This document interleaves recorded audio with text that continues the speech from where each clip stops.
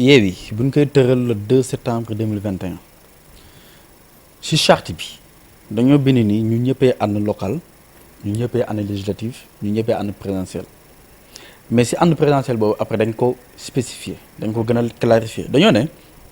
suñu paree législative yi di jëm présidentiel tous les leaders qui sont dans la coalition Yewwi Askan Wi parti bu nekk am nga sañ-sañu présenter candidature proposer un candidat ne kii mooy sama candidat kii laa wóolu pour mu dem tataani confiance askan wi baatu askan wi le président Ousmane Sonko avec Pastef def nañ ko le président Khalifa Ababacar Sall avec Taxawu Sénégal waxoon nañ ko le président Malick Gakou avec Grand Parti wax nañ ko te liste si leader Yewwi Askan Wi bëri nañ donc suba la présidente Aïda Mbodj mun na génn wax ni candidat la le président Habib Sy mun na génn wax ni candidat la et le président Déthié Fall mun na génn également wax ni candidat la tout comme le PUR aussi mun na génn wax ni am nañ candidat donc loolu ce n'est pas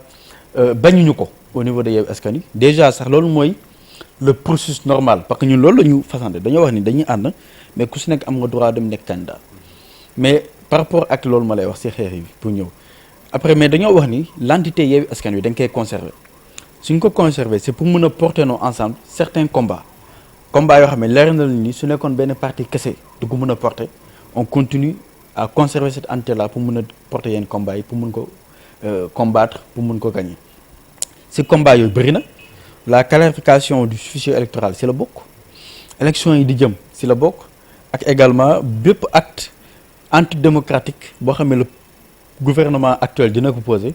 ñu mën a taxaw en force pour mën a jàmbal ak ñoom donc si acte yooyu yëpp ak si jàmbaarloo bi ma waral la coalition Yewwi Askan Wi reste et demeure ko. donc député yi nga xam ne ci les sont def cumul de fonction ak ñenn ñi nga xam ne dañu am problème ak justice comme le cas de Barth. alors xam nga cumul de fonction yi dafa bëri ay sew-sew quoi dafa bëri ay sew-sew parce que ku si nekk ak nu ngi koy analyser ak yan fonction aussi la ñu war a cumuler xam nga soo demee si code électoral bi déjà fàtte na article bi mais je pense c'est au niveau de la section